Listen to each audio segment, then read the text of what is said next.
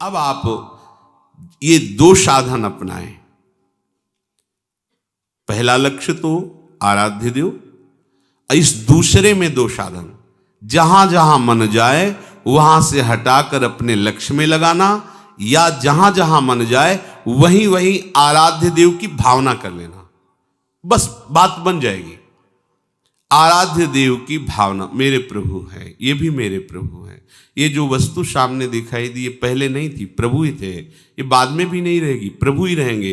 बीच में इस वस्तु के रूप में प्रभु ही हैं। मेरी दृष्टि काम नहीं कर रही, ठीक नहीं देख पा रही, पर हैं प्रभु ही। ऐसा शास्त्र कहते हैं, ऐसा सदगुरुदेव कहते हैं, ऐसा आचार्य कहते हैं।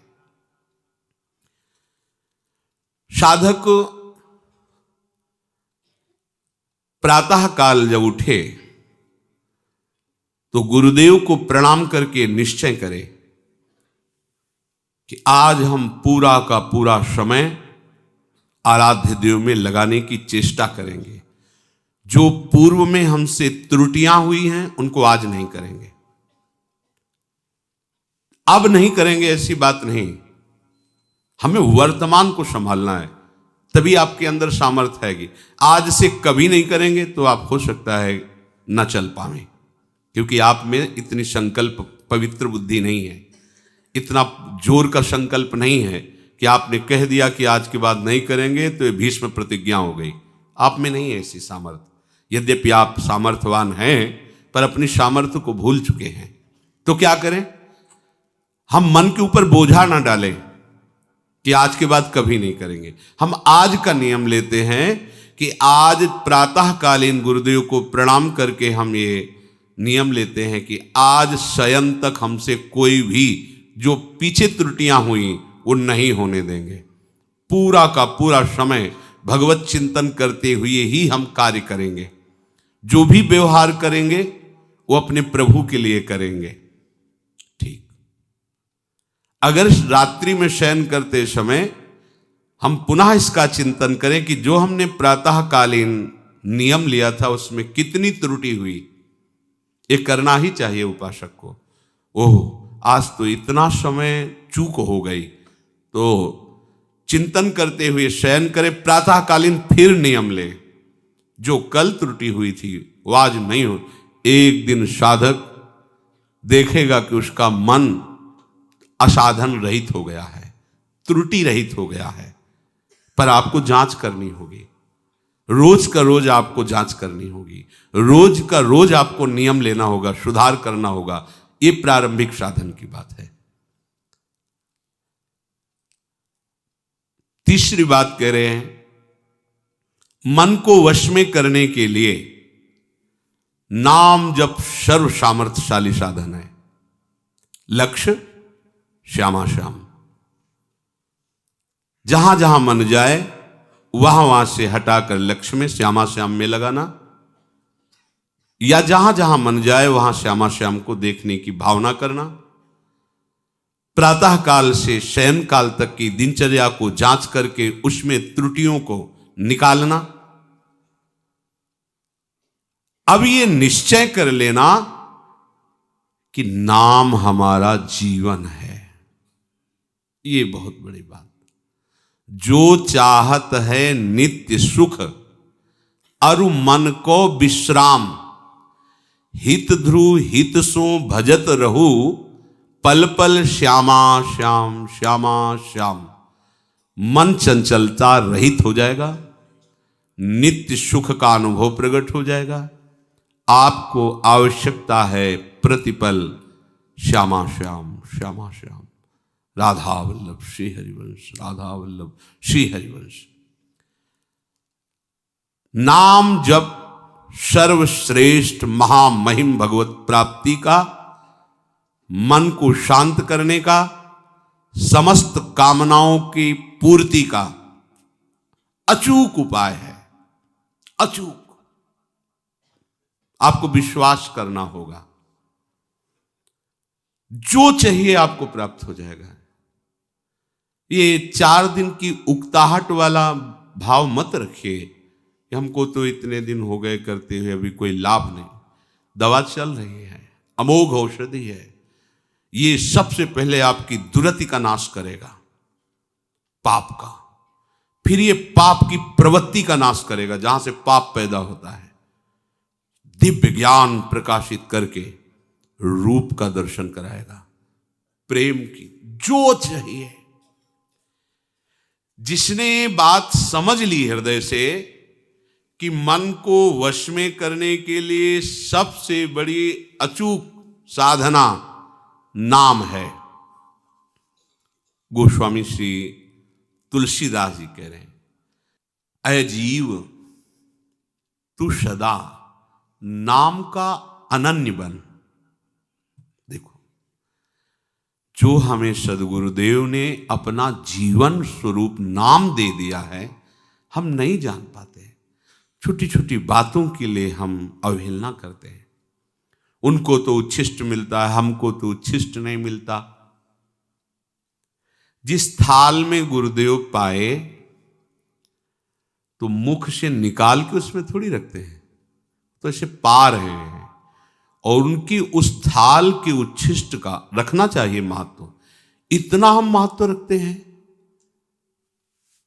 अगर हमें जरा सा प्राप्त हो जाता है तो मन नाच उठता है, आज सदगुरुदेव का उच्छिष्ट मिला है। लेकिन हमारी बुद्धि इस बात पे नहीं जाती कि जो गुरुदेव ने सदा अपना जीवन माना है, नाम मंत्र, सदा उसको रसास्वादन किया है, वो अंदर से हमें दे रहे हैं। उसके प्रति आपकी महत्व बुद्धि नहीं हुई।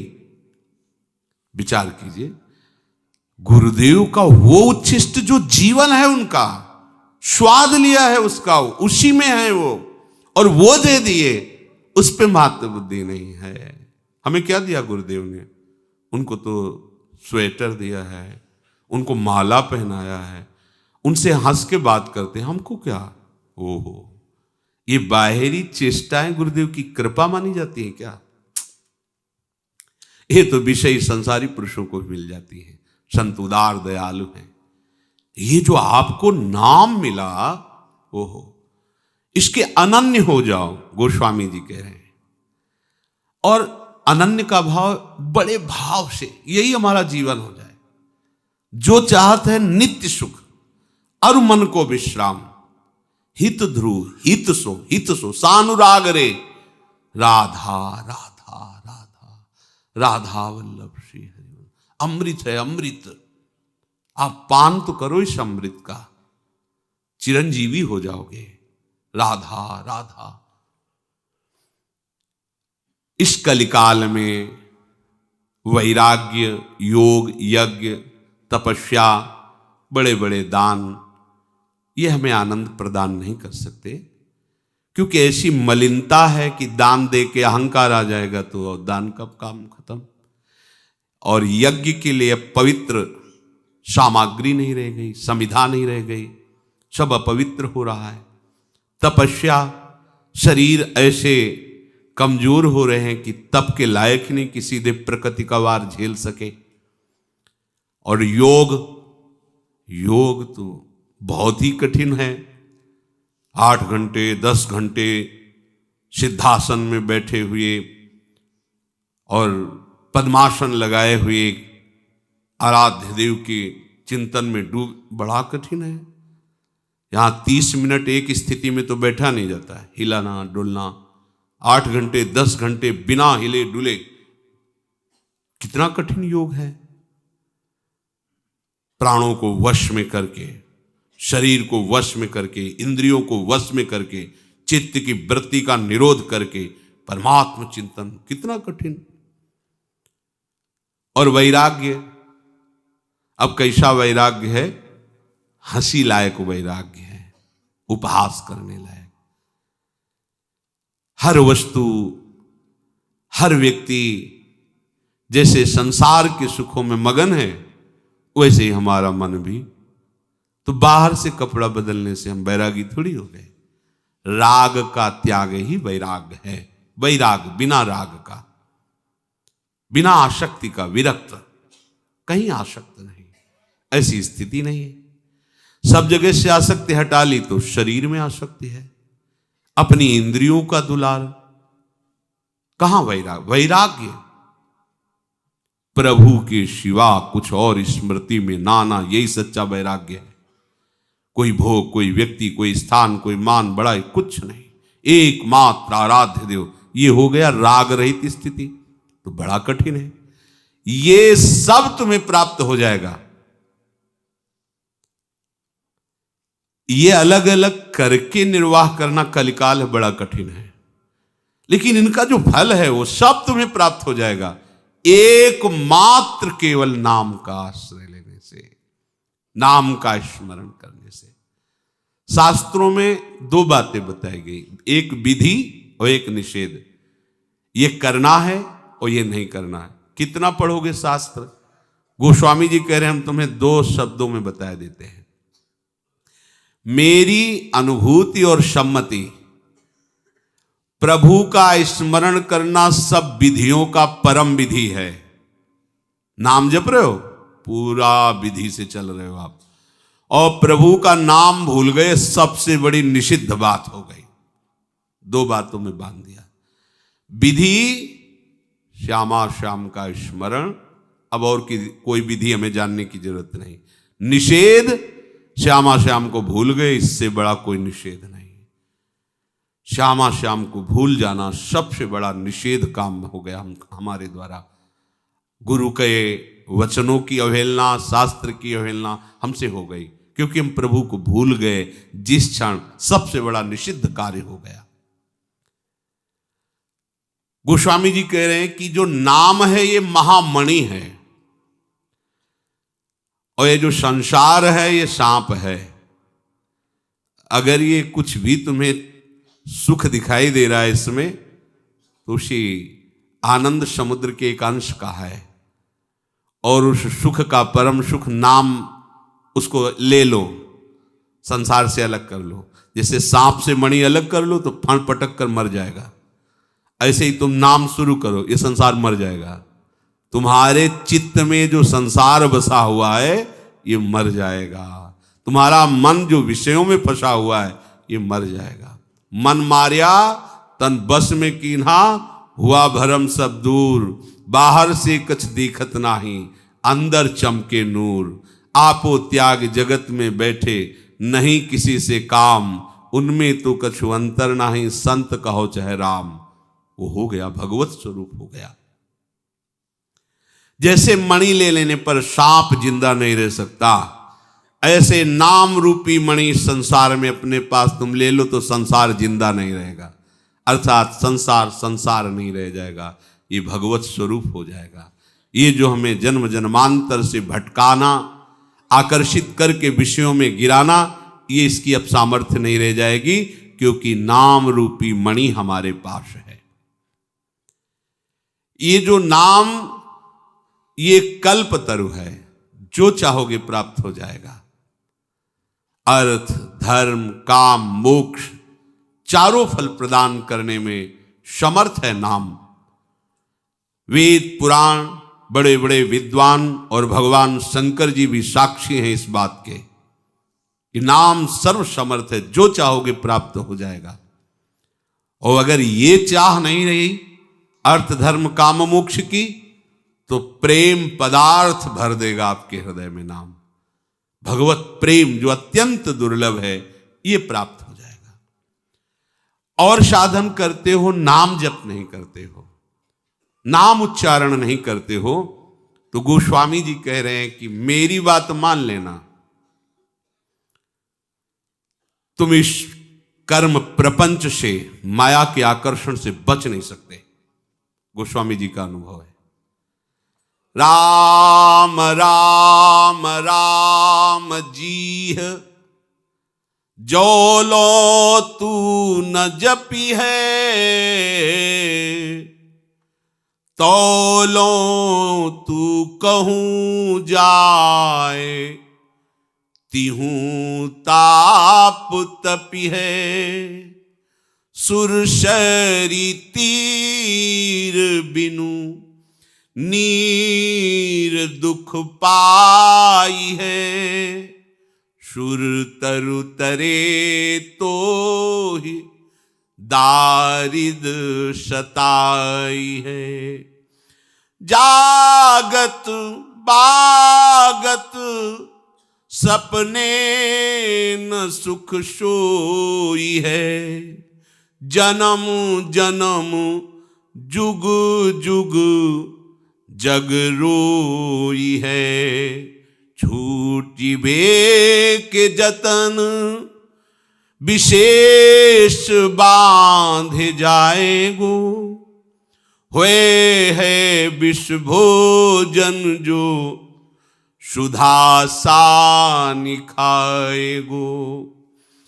तुलसी तिलोक तिहु काल तो से दीन को, राम नाम ही की गति जैसे जलमीन को। राम नाम ही की गति जैसे जलमीन को।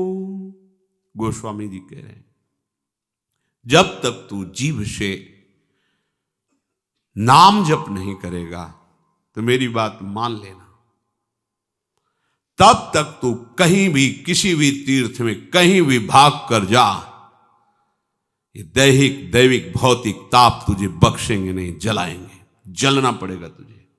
देखो परम धाम में रह रहे हो, प्रिया प्रीतम कहा निज महल, हालत क्या है देख लो हृदय की।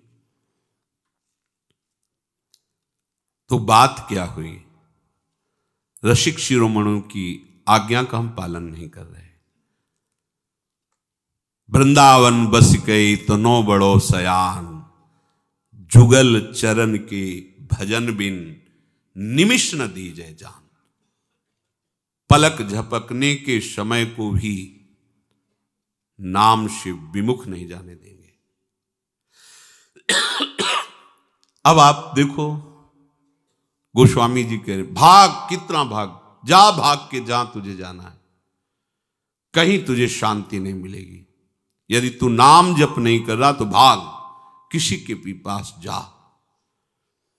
पूज्य श्री राधा बाबा के पास जब कोई जाता और प्रश्न करता भागवतिक, तो बाबा पूछते कितना नाम जपते हो, जाओ कम से कम 1 लाख रोज नाम जप करो, फिर 1 महीने के बाद आना, प्रश्न करोगे तो हम उत्तर देंगे तो शायद समझ पाओ, नहीं ऐसे तुम्हारी बुद्धि उत्तर नहीं समझ पाएगी।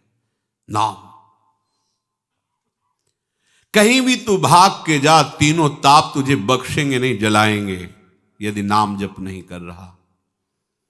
और सुन ले, गंगा के समीप जाने पर भी तू बिना पानी के तरस कर मरेगा, तुझे पीने को नहीं मिलेगा। आनंद सिंधु मध्य तो वाशा, पानी में मीन पियासी मुझ सुन सुनी आवे हाशी। आनंद समुद्र के यहां रहने पर भी हम आनंद से वंचित हैं, क्यों? क्योंकि नाम जप नहीं है। गोस्वामी जी का यही भाव, सुरसरि तीर बिर नीर दुख पाई है। अगर तू सोचेगा कि गंगा जी अंतिम समय हमें मिल जाएंगे, हमारा कल्याण हो जाएगा, तो वहां तक पहुंच नहीं पाओगे। बिना गंगा जल के तुम्हारे प्राण छूट जाएंगे, क्योंकि तुमने नाम जप नहीं किया। पक्की बात है। एक पूज्य श्री भाई जी ने घटना बताई कि एक ऐसे थे कि जो भी सामने जाए उसका नाम बता देना, उसके मन की बात बता देना, तुम इस काम के लिए आए हो, वो सब बता देना। बड़ा उनका यश हुआ कि बड़े सिद्ध पुरुष हैं। तो भाई जी गए, वहां पहुंचते ही भाई जी ने उनको देखा तो बोले ये तो भक्ति विहीन है, भक्ति तो है नहीं इनके अंदर, पर ये बातें कहां से जान जाते हैं। वो पूरी भीड़ के साथ जब व्यवहार सब हो चुका, एकांत हुए, तो भाई जी शादी पोशाक में रहते, धोती कुर्ता चश्मा। तो पहली दृष्टि में तो सबको यही लगता था, साधारण एक गृहस्थ आदमी, थोड़ा पवित्र धोती कुर्ता। भाई जी ने कहा 1 मिनट आपसे बात करना चाहते हैं। करिए। बोले नहीं, एकांत में, वो आपके हित के लिए है, अगर हम सबके बीच में करेंगे तो आपका अहित हो जाएगा। तो दृष्टि में जब दृष्टि मिली तो उनका हृदय कांप गया, क्योंकि भागवतिक दृष्टि में एक पावर होता है। एकांत हुए तो उन्होंने कहा, आपको कोई भागवतिक सिद्धि तो है नहीं, फिर आप दूसरे के मन की बात कैसे जान जाते हैं? आप स्पष्ट मुझे बताइए। तो हाथ जोड़ा और कहा, हमारी बात किसी से कहना नहीं। हमने एक यक्षिणी सिद्ध की है। और कान में उन्होंने ऐसे गमछा से ढके रहे दिखाया, तो इतना मल शौच यहां कान में लगाए थे। उस अपवित्र स्थान में यक्षिणी बैठती थी, वो कान में बता देती, इसका ये नाम है, इस काम के लिए आया, ये भावना है। बोले मुझे यक्षिणी सिद्ध है। इस तो उन्होंने कहा, इससे क्या होगा? 4 लोग तुम्हें प्रणाम करेंगे, धनराशि देंगे, वस्तुएं देंगे, क्या होगा? तुम्हारी दुर्गति तुम्हें इंतजार कर रही, बख्शेगी नहीं, मान लो मेरी बात। पर वो भक्ति ऐसे थोड़ी हो जाती है। भगवान की जब विशेष कृपा होती तब ये सब प्रपंच से हटकर प्रभु का भजन होता है। तो भाई जी ने बताया कि उन्होंने एक दिन यक्षिणी से पूछा कि हमारी मृत्यु कब और कहां कैसे होने वाली है। तो उसने बताया, अमुक दिन में इतने बजे मृत्यु होने वाली। तो उनको भाई जी की बात ध्यान आई कि दुर्गति इंतजार कर रही। तो पास में नर्मदा जी थी, तो उन्होंने सोचा जाकर नर्मदा में खड़े होकर के और भगवान नाम उच्चारण करेंगे और उसी समय मृत्यु आ जाएगी, मेरा काम हो जाएगा। उठा के पटक दिया यक्षिणी ने। कहा, जिंदगी भर हमें अपनी गुलामी में रखा, अब तुम्हें हम जाने देंगे? हमारा चिंतन करके मरो और हमारे आदेश में रहो, तुम भी यही बनो। ये गोस्वामी जी जो कह रहे इस बात को समझो। सुरसर तीर बिन नीर दुख पाई है, सुरतर उतरे तो दारिद सताई है। कल्प वृक्ष भी मिल जाए तो तुम दरिद्र ही बने रहोगे, क्योंकि नाम रूपी धन नहीं। ये संसार के भोग, संसार की वस्तुएं, संसार का वैभव ऐसा है कि जितना बढ़ता जाता है उतनी भूख बढ़ती जाती है, उतने गुना। 100 रुपये से पहले काम चल जाता था तो 200 की आकांक्षा हुई। जब 2 लाख रुपए हो गए तो 4 लाख की आकांक्षा हुई। जब 4 लाख रुपए हो गए तो 8 लाख की आकांक्षा हुई। जब करोड़ों में खेलने लगा तो अरबपति बनने की इच्छा हुई। जब अरबों आ गए तो भारत का सबसे बड़ा धनी बनने की इच्छा हुई। भारत का धनी बन गया तो विश्व में सबसे ज्यादा धनाढ्यमय हूं, अगर वो भी हो जाए तो देवराज के पद की भावना जागृत हो। ये सुरसा है, सुरसा। ये दुगना अपना मुख बढ़ाती चली जाएगी, कितना आप कामनाओं की पूर्ति।